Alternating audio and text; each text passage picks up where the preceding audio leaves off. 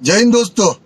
हाल ही में पवन सिंह ने अपना अतिश्व व जन्मदिन मनाया, जिसमें खेसारी लाल यादव भी शामिल हुए। Sorry sorry. इस अवसर पर पवन सिंह ने एक गाना भी रिलीज किया जो उनके जन्मदिन पर प्रस्तुत किया गया। सबका कहना यह था कि खेसारी लाल यादव भी आएंगे पवन सिंह के बर्थडे पर, लेकिन किसी कारण से खेसारी लाल नहीं पहुंच पाए। लेकिन पवन सिंह को बर्थडे विश किए खेसारी लाल। तो तेरे को हरामी समझता था, तो राम निकला रे, देव मानुस निकला रे। और इनसे ये दर्शाता है कि दोनों कलाकारों के बीच काफी अच्छा भाईचारा बना है, जो भोजपुरी सिनेमा के प्रशंसकों के लिए एक सकारात्मक संकेत है। लेकिन पवन सिंह का बर्थडे विश बुर्ज खलीफा पर भी दिखा था।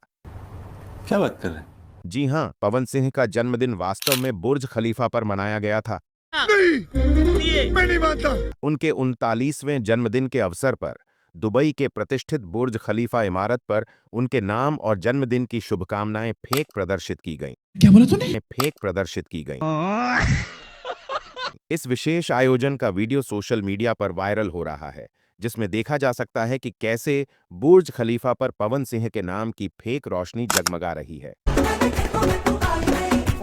पवन सिंह के फैंस का कहना यह है कि भोजपुरी फिल्म इंडस्ट्री के लिए गर्व का विषय है, क्योंकि यह पहली बार है जब किसी भोजपुरी कलाकार का जन्मदिन इस तरह से अंतर्राष्ट्रीय स्तर पर मनाया गया है।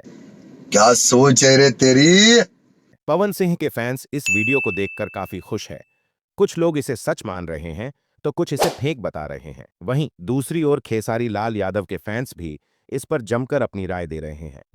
क्या बोलूं मैं इस पे? दोस्तों, क्या आपको लगता है कि यह वीडियो सच है या एडिटेड? हमें कमेंट में जरूर बताएं। और अगर आपको यह वीडियो और हमारी जानकारी पसंद आई हो तो इसे लाइक और शेयर करें।